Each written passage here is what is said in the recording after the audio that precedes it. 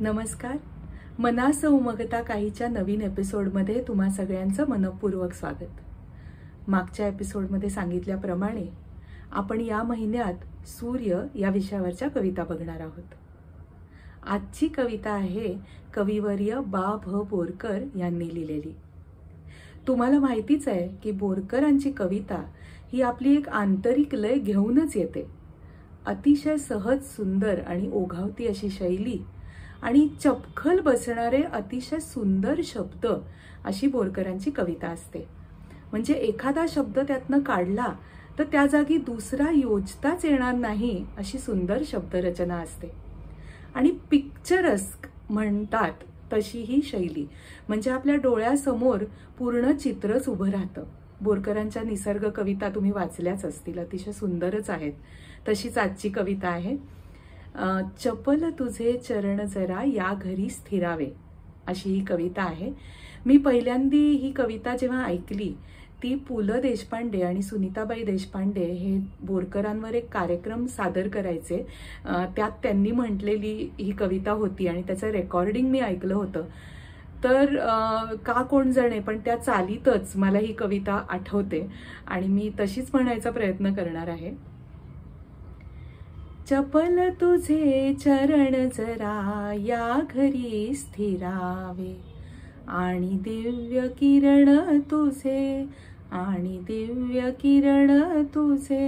अंतरी शिरावे. चपल तुझे चरण जरा या घरी स्थिरावे. कुठून कुठे सांग जाशी, कुठून कुठे सांग जाशी, उधळीत आनंद राशी, आळवीत गौरवीत दीपराग भावे.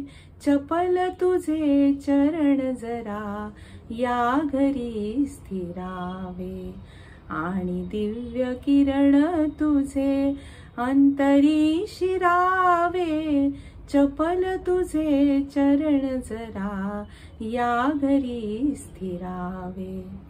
शककर्त्या शुभवचनी प्रमदांच्या रती नयनी, शककर्त्या शुभवचनी प्रमदांच्या रती नयनी, सज्जन मन वृंदावनी किती तुला भजावे. चपल तुझे चरण जरा या घरी स्थिरावे. तव चंचल मृदुचरणी, तव चंचल मृदुचरणी, सांकुर कुसुमित धरणी, तव चंचल मृदुचरणी, सांकुर कुसुमित धरणी, बघुनी मुदित स्थिर चर कामी उगी रहावे. चपल तुझे चरण जरा या घरी स्थिरावे आणि दिव्य किरण तुझे अंतरी शिरावे. चपल तुझे चरण जरा या घरी स्थिरावे.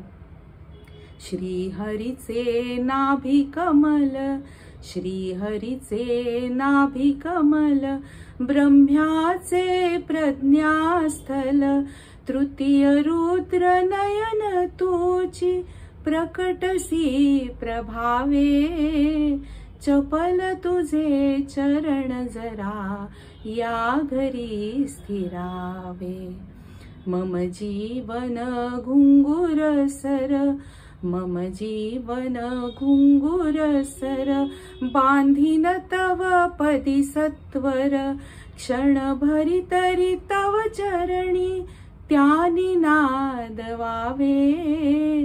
चपल तुझे चरण जरा या घरी स्थिरावे आणि दिव्य किरण तुझे अंतरी शिरावे. चपल तुझे चरण जरा या घरी स्थिरावे. चपल तुझे चरण जरा या घरी स्थिरावे.